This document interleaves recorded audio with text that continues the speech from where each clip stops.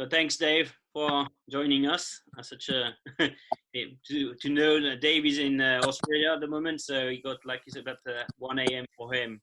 So thanks, Dave, for joining us. And I'm gonna just let you introduce yourself and well, if you want to go ahead. Yeah, no worries. So my name's Dave Scholefield. I live in Adelaide, South Australia. Been spearfishing probably since I got my first spear gun when I was 12 years old. Only because my parents wouldn't let me get one when I was any younger. And yeah, pretty much turned 12, got my first spear gun, and it started off pretty slowly to begin with because I didn't know anyone else in my area that spearfished, and it wasn't until I was about 20 that I first met a bunch of people down here who actually ran a small club at the time, and sort of that really fast tracked my learning curve, and very quickly started doing spearfishing competitions, and just the gradual growth from there, basically to dabble in a little bit of blue water, and be where we are here today, basically. 34 years old. I've got 3 kids and a beautiful wife, and yeah. All right. And so before jumping into the comp, how long it takes you to get into it? Into competition spearfishing? No, how long you just did spearfishing before getting into competition? Yeah, well, fairly. Because from when I was quite young when I started until I met the people that were involved in the club here, and actually started learning properly, I guess. Which was probably 8 years. So I started when I was about 12, and it wasn't until I was about 19, 20 that I actually met the guys that sort of got me right into it. And I pretty much started competition spearing almost straight away. I think 2008 was my first spearfishing competition.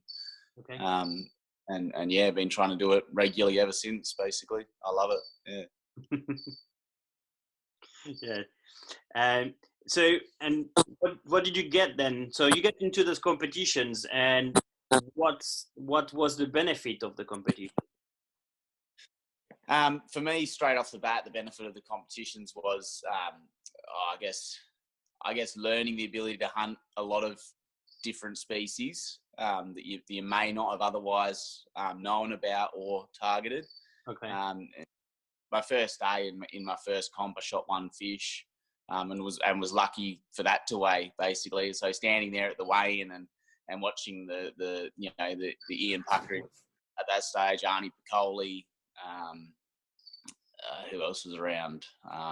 Paul Rosso, like these divers here coming in with just unbelievable catches of fish. It just went like, cry, where do these guys find these fish? And yeah, really got the bug, and yeah. I remember when we worked together, you were planning to go for the World Championship just after, or something like that. It was 2010, or that's off the top of my head, I think that was to Brazil. It might have been Peru. Oh, Peru, yes. It was something South America, from what I remember. Yeah. I think it was Peru, and it didn't end up happening. Just couldn't afford it at the time. Obviously expensive to get all the way over there, and to do it properly, you have to invest a good amount of time there, scouting and finding your fish and all that sort of stuff. So unfortunately, that didn't end up coming through, and I still haven't gone to a world titles yet. But I did represent Australia with some awesome mates of mine in the Inter-Pacifics spearfishing competition, which Australia hosted last year. Okay. And we did really well. Ended up winning the competition for Australia, so that was fantastic. It was a great opportunity. Yeah. Brilliant. And when did you start? So the topics today is the blue water hunting. So when did you start getting into that kind of fishing? Yeah, I can't really put my finger on it, but it was it was almost straight away. Like, I guess there was a couple of years, sort of around 2008, 2010, where I was sort of developing my skills and learning. And I was really lucky through the people that were here and through spearfishing competitions, I guess, meeting some guys who were very accomplished blue water Spearos. And that's the great thing about spearfishing, is they were more than happy to hand on those skills and their knowledge set to somebody who was young and keen at the time and wanting to get into it.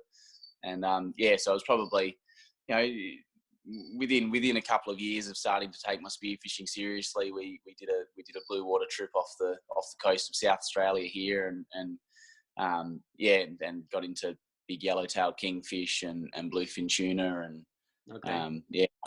probably my first foray into jumping in blue water and targeting larger fish. Yep, and I think that's something that I really try to do now. So people have given me the knowledge that it's allowed me to have some pretty amazing experiences, and I think it's important that you pass that knowledge on to the younger generation and continue to. What side of the blue water? Sorry, Max. The kit, because the kit is a bit expensive. The kit. Yeah, sorry, I didn't know. Yeah. To be honest with you, I actually do own a bit of kit myself, but I actually generally, when I'm going with people that have big guns and all this sort of stuff, and I just borrow their gear basically. I've got some blue water guns, but at this stage I haven't really needed to use very much of my own stuff, just because I trust the people that I go with, and they have their stuff is top notch, and yeah. Okay. So the gun that I shot the marlin with, and the gun that I've shot my big tuna with, they were both a mate's gun. But yeah, it is pretty bloody expensive stuff. Yeah. Did you go somewhere else than Australia to do some blue water hunting, or did you do only around Australia?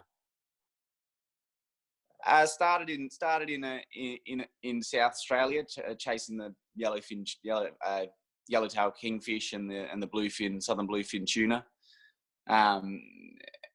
And since then I've gone and done it elsewhere in Australia. I've gone over Cocos Keeling Islands off the far off the coast of Western Australia, chasing dogtooth tuna and all of that sort of stuff, and liveaboard trips up to northern Queensland, chasing wahoo and marlin and dogtooth tuna and that up there as well. Yeah, but yeah, so far mostly around Australia. I haven't had to leave my shores too much to do love. Yeah. Nice. Look at you. But here in Europe, we're getting the tunas coming back, the bluefin tuna coming back. So hopefully UK gonna get some quotas for the recreationals. Yeah, for sure, mate. Yeah. Well, this time of year, that's when the big barrels, we call any tuna, any southern bluefin over 100 kilo a barrel, and right now they're starting to show up. So hopefully we can get out next couple of months. This bloody virus buggers off and go and bloody get amongst them. Yeah. Yeah, sure. So far, what's your biggest catch? Biggest catch was a 115 kilo southern bluefin tuna, which I think was 2015.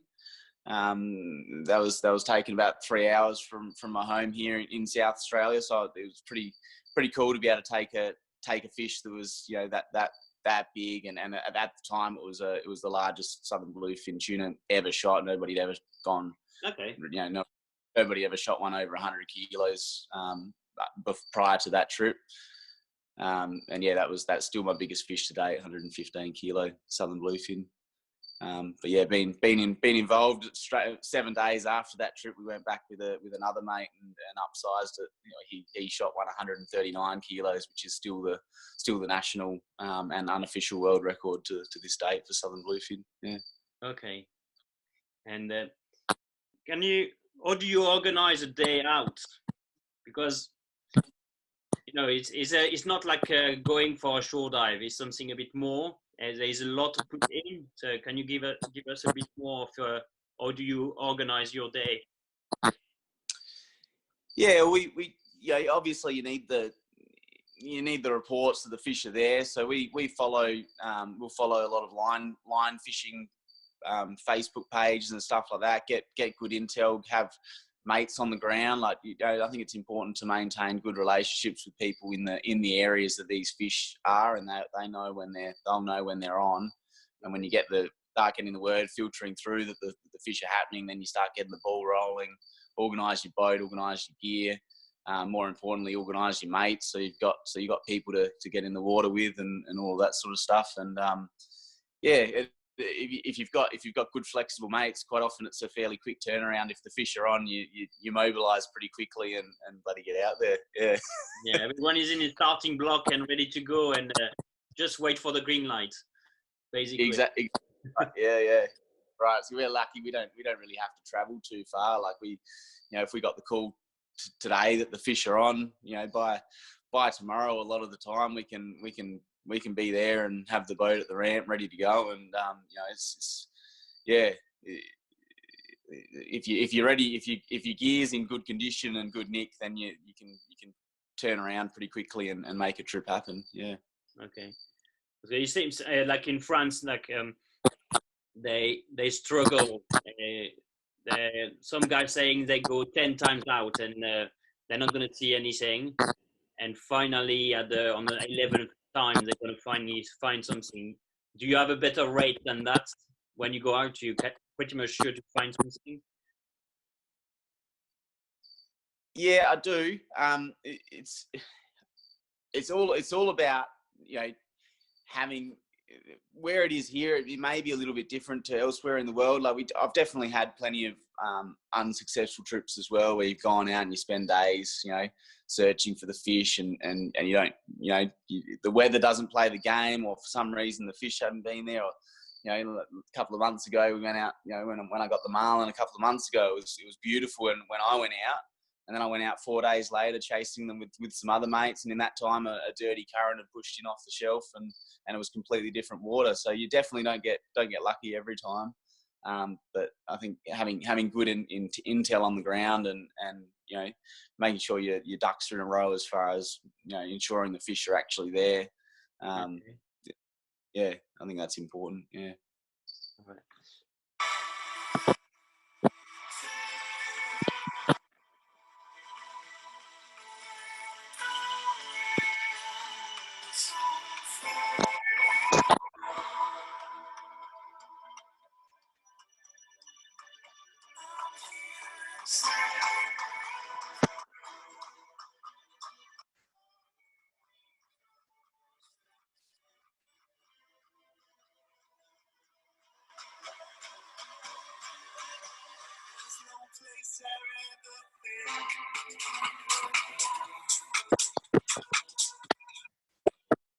Okay. So that's well, I first thought you were going to shoot the seal. I was looking at the video and I saw the seal. I say, "What is lining up the seal?" Yeah, no, there was a couple of slightly smaller marlin, maybe around the 70 to 80 kilo mark, just below the seal. You can just see them in the clip if you look closely. There's a couple of fish down a little bit deeper below the seal. And my initial dive was on those fish. I saw them down deep and did a dive and sort of had a little quick scan around of my peripheral, and obviously saw the much bigger fish just coming in hot, and he just turned right in front of me. It was pretty much a perfect moment. So yeah. So you land quite a nice shot on it, but it still went, I would say. Yeah, pretty surprising, really. Like I would have, at the time of the shot, it pretty much hit the sweet spot where it, pretty much should have just rolled over. But yeah, obviously an inch to the left or an inch to the right or an inch high or low, and you just miss that vital spot. And but yeah, it was an amazing trip, and it was one of those things that. And I'd never actually shot that blue water gun before. The sea sniper that I was using in that video, that was actually it was the same gun that got used to land the 139 kilo southern bluefin a few years prior. Yeah, I knew that it was going to shoot the way that I knew it was going to shoot true.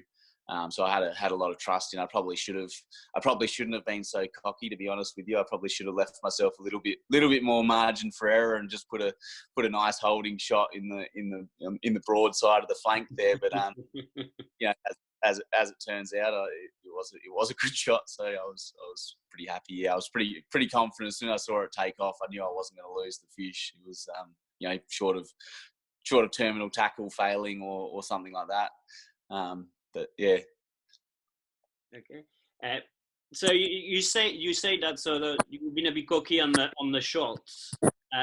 Why are you saying that? Because there is another kind of way to shoot a blue fish, a blue water fish. Yeah, for sure. Usually you want to just hit a really large fish like that. That fish was 108 kilos. Quite often the head on these large blue water species is quite hard. And if you do just have to take a slightly longer shot, even with a large blue water cannon with heaps of rubbers and a 10mm spear and heaps of power behind it, quite often it cannot quite be enough to get your slip tip to get all the way through the head and penetrate on the other side. So it's not really the most advisable shot, but that fish in particular was very close. And I was quite confident to be able to penetrate through the head and make sure the slip tip toggled on the other side. But ideally, if you just wanted a good holding shot, I would have done it probably another couple of feet further back behind, like past the gill plate, sort of around that pectoral fin sort of area. Generally try to avoid the gut. Generally, the gut is fairly soft and will tear quite easily. So I'll go slightly higher than the gut. But yeah, around that backbone, mid body, flank sort of area. Okay. For holding shot, yeah. And then you're using only what you call that, the detachable tips. Yeah, so for all the blue water stuff, you really can't go past a good quality slip tip. We call them a slip tip here. I'm not sure whether it's the same, but Mori do a really good slip tip, tri-cut slip tip, and MORI they are. And that's what myself and most of the blue water hunters that I've dived with, that's the slip tip they use, and they're very, very reliable. And yeah. Okay. So you are on the 1.3, 1.4 gun length wise, or? I believe it's a 72 inch. It's an American made gun, so 72 inch. So I don't actually. It would be. Crikey, I don't even know, but it would be 1.15, 1.6, I would say. Okay, even longer then. Quite long. Yeah, it's a big gun. Yeah. But that's not totally necessary for those fish. You could certainly take a marlin or a large tuna with a smaller gun. It's just the question of is it ethical if you don't get a really close shot and punch through the other side. Are you risking losing that fish, which is never a good feeling, losing any fish, let alone a 100 kilo fish. That's the sort of thing that you want to make sure you've got well and truly more power than what you need, and you're going to maximise your chance of taking an ethical shot. And yeah. Well, you want to make sure you're not going to lose your fish and having a fish ripping off the spear and dying or something like that for nothing, basically. Well, we got Alex asking that the tree cut tips are a must, or it's just like a convenience. It's not a must. They do a couple of different types. Like you can get the tri-cut slip tip, or just your standard round. I like the tri-cut. I haven't used the other one, but I've found that the tri-cut tip has never failed me. It's always punched through Like if you're talking 100 to 150 kilo southern bluefin, for example, like it's going to be, the actual thickness of that fish, it's a couple of feet across, like it might be 60 centimeters, from one side of the fish to the other. So you just want to make sure that you're really cutting through that fish. So and I've found that the tri-cut by Maury have never let us down. So sorry to bother, Max. Dave, my question is more to regards that from the little research I have done is that tri-cut can affect the trajectory of the shot, but obviously has more penetrating power. Yeah, in my experience, mate, I've never had any dramas with the trajectory of the shot with using a tri-cut in my experience. I can't fault them myself. I've never had a drama with them. Yeah. All right. So that's the guns part, I would say. But do you use a reel? Yeah. I do enjoy. I find it quite rewarding taking a fish untethered to your float just with a reel. There's nothing better than just sticking that spear through something, having the reel screaming off. But yeah, so yeah, there's nothing wrong with the reel. Obviously, the downsides to a reel is you haven't got a float, you haven't got as visual. Unless you're using flashes and stuff like that, which are attached to a float. So obviously something that I only try to use in areas that don't have too much boat traffic, basically, just to maximise your chances of not getting hit by a passing boat. But yeah, I love shooting larger fish with reels. It's good fun. Yeah, well, would you shoot a big one like 130, 150 with a ray gun? Danny say yes, but yeah, not without having a good clutch system. Your clutch system on blue water setups is something that you can clip your line into and pull your line through it, because your 100 kilo tuna, for example, for the half a dozen fish that are 100 kilos plus that I've been in the water and seen landed, 3 of them off the top of my head were without a clutch system, and 3 of them were with a clutch system. All 3 that were taken with no clutch system in place, which a clutch is basically like a brake that you can clip your line onto, pull your line through it as you're fighting the fish, and it's like a non-return thing. So once you've pulled that line through, your floats are doing the work for you. okay. And the 3 fish that were taken without a clutch all took over an hour to land from the time you pulled the shot until the time you actually have it in your hands. You're talking an hour and 15 minutes. The 3 that I saw shot recently with a clutch system took 15 minutes. So it's a massive difference on exactly the same species of fish and the same size. You're talking about a quarter of the amount of time before you can actually get it to the surface, which is from an ethics point of view, taking the fish quickly, getting it to the surface with minimum amount of struggling, suffering, and I think that's really important. And also just for sharks and other marine creatures, you've got a struggling fish, dispatch it as quickly as possible, get it in the boat and crack the beers. Yeah, I guess. I guess. But otherwise, you're using the float line, bungees, and all of that. Can you just describe your setup? Yep. So usually, all that sort of stuff varies greatly depending on what sort of fish we're targeting. Like for example, your dogtooth tuna and all that sort of stuff, you definitely don't want too much bungees on those sorts of fish. You don't want to give them too much play to get down into the reef. They're obviously extremely powerful fish, and the first thing they'll try to do is wrap you around the reef.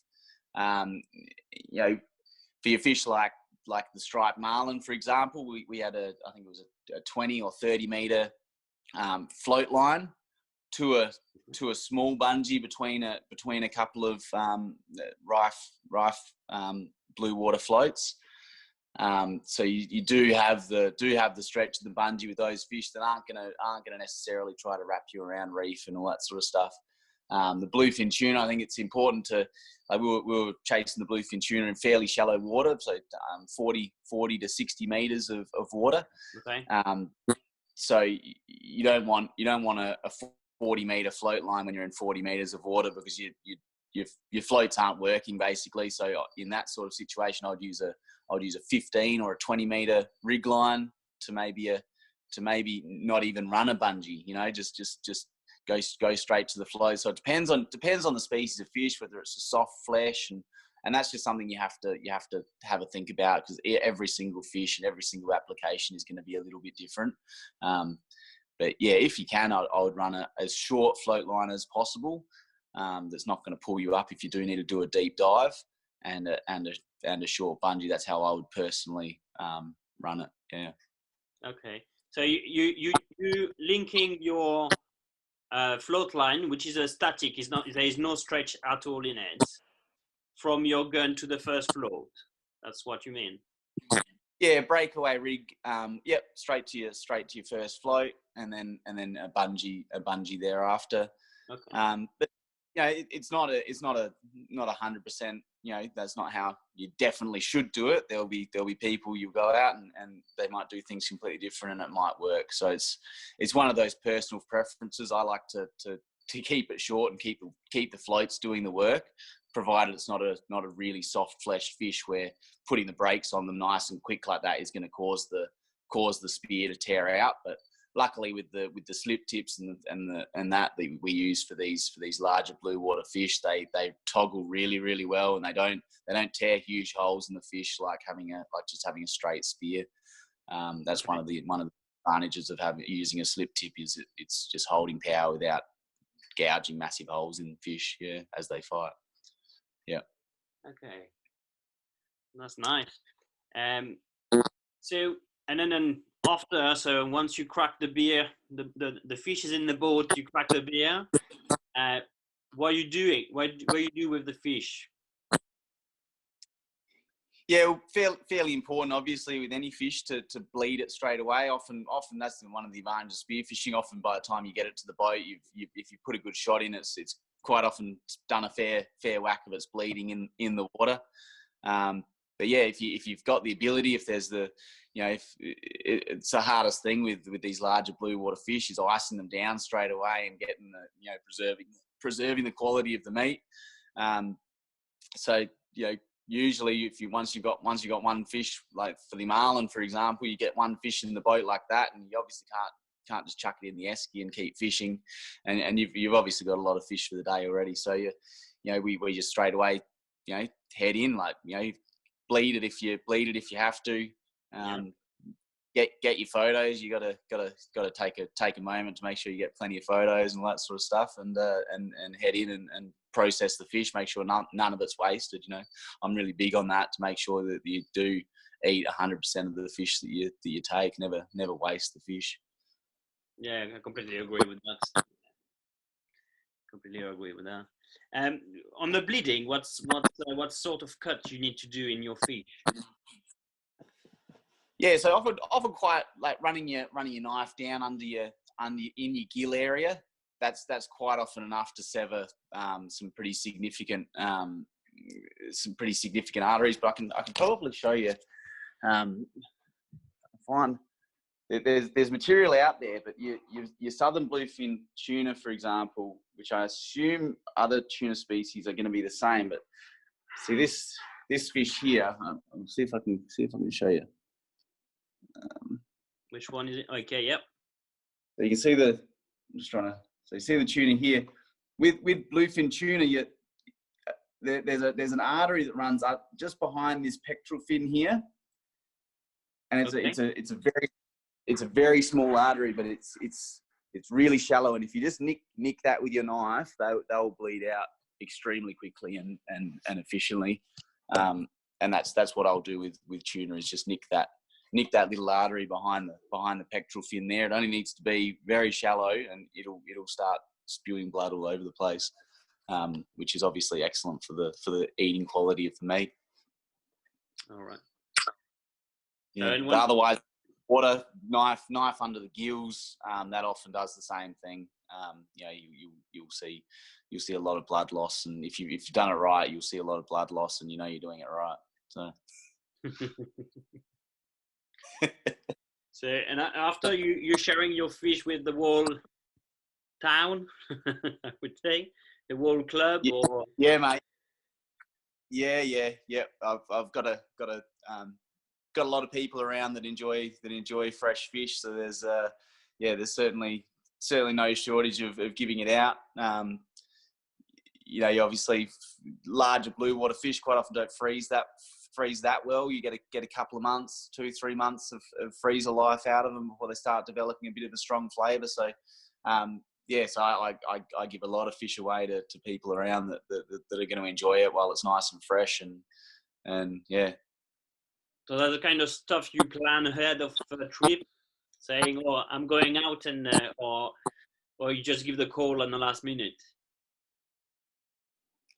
Yeah, no. Usually at the last minute is plenty. Is plenty. You get. Yeah. If you tell people you got a few chunks of fresh bluefin tuna or fresh marlin, it's not too hard to move on. That's for sure. I've got a large family and lots of friends and that here that are more than happy to take as much fish off me as I can give them. So. Okay, and well, you talk about very shortly about the problem of the shark. Have you lost a lot of fish? Like, what did you have the taxman coming to take his part often on your fish, or? Yeah, for sure. In South Australia, it's notorious, South Australia, for the white sharks. I've been quite lucky to not have to deal with too many of the white sharks. I've only had one encounter myself, and I'd like it to stay that way.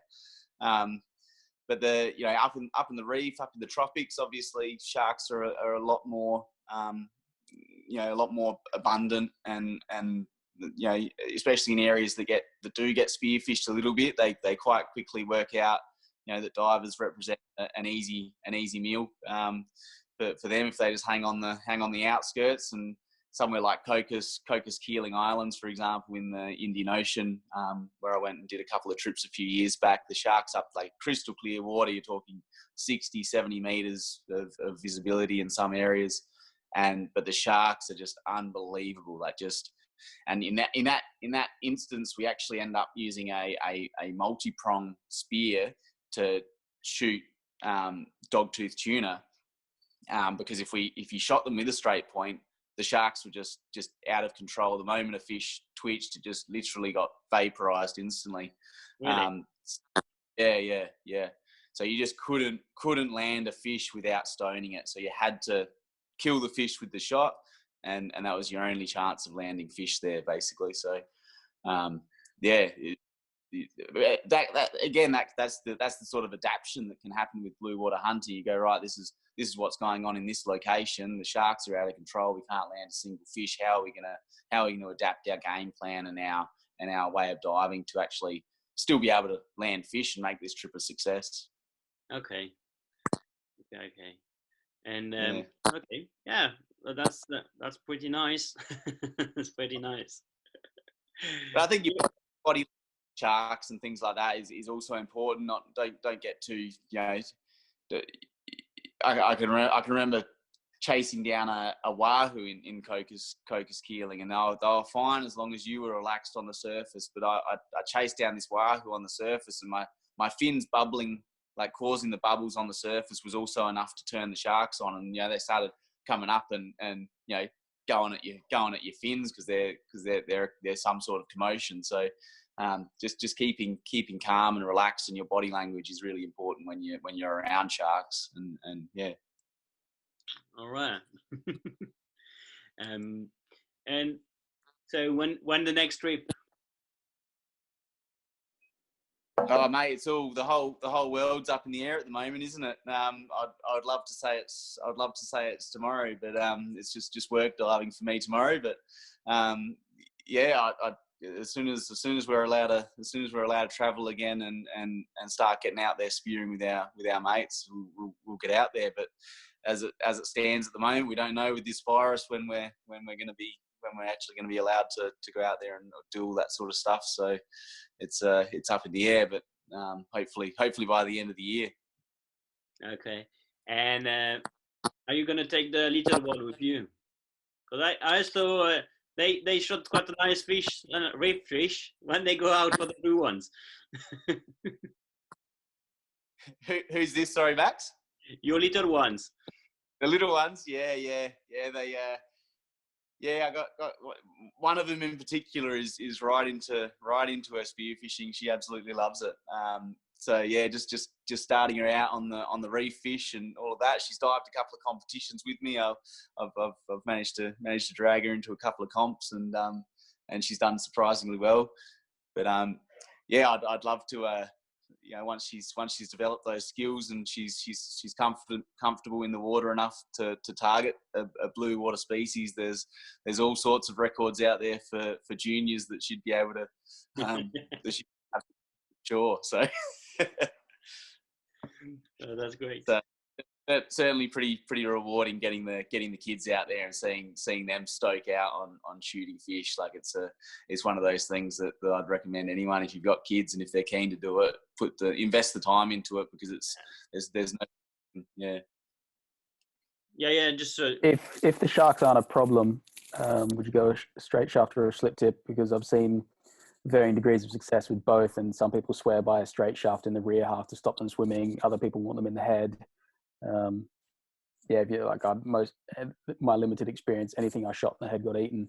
Anything I shot in the back end didn't get eaten. Yeah, g'day Dan. Thanks for the question. I guess I would personally go a slip tip on the doggies. They're obviously crazy powerful fish, and I just think you're going to be maximising your chances of landing it and that with a slip tip. But if sharks are a problem, like the trip that we did a few years ago, like we just adapted. Like, wouldn't have mattered if you had a slip tip or a straight shaft or a bloody anything short of a power head, you weren't going to be landing any fish. So we adapted and end up getting some threaded prangers made, and just which were exactly the same prangers that I use on really small fish around here. Like they're good quality prangers, and we just got the adaptation for the 8mm shaft and just put plenty of power behind them on a 1.5 meter triple rubber gun, and you just get close to the doggies and just drive it into the base, and if you put it in the right spot, they don't like it, they roll over. Okay. So the spear you're talking about is like 3 or 4 teeth, like round, like the one you use on the what you call it, the pole spears. Yeah, that's right. Yeah, so the ones that I use had 6. You can see in this photo here. You'll be able to see the. Which can you point with your finger? Oh yeah, okay. Just here. So that's where your shot went in. That was a slightly longer shot, which is why the barbs are still hanging out of it a little bit. But yeah, you can sort of get the idea of the pranger on that sort of fish. But that's all. It's all about adapting, and that's certainly not going to work in a lot of circumstances. Like, I'm not saying that people should go out there and chasing blue water fish with a pranger, but it's one of those things that in areas with lots of sharks and where you do want to just roll the fish because of that risk, then it's an option. It's something worth considering. Yeah. Yeah, it's adaptation. Spearfishing is adaptation. So we need to adapt with the environments. Yeah, 100%, mate. Yeah. That's brilliant. We almost at the hour. So if anyone has more questions or. I saw a question briefly before on roller guns. Somebody asked about roller guns. I'll quickly answer that for them. I personally Dan will probably kill me here. He's a bit of a gear guru. He bloody loves it. I'm a bit old school. I like the basic simplicity of just having nice, easy setup. It's easy to maintain, and I think there's definitely an advantage to roller guns, nice and punchy. Keep your gun short, but still get plenty of power. So if you're in dirty water and stuff like that, maneuverability. Obviously, if you keep your gun short with heaps of power, it's a lot more easy to maneuver it, and So yeah, if you can be bothered maintaining them, I guess there's nothing wrong with them. But there's a lot more that can go wrong with them as well.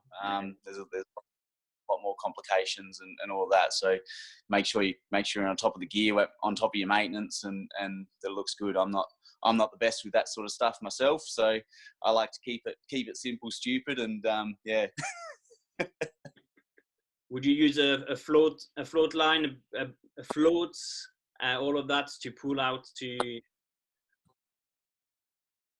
Traditionally, chasing fish around the reef, I would go towards a reel gun, wherever possible. I like the freedom of having a reel gun, not having to worry about float lines tangling in the reef and all that sort of stuff. You've got the freedom to hunt, go under ledges, cruise along with no risk of like having all this shit tailing behind you.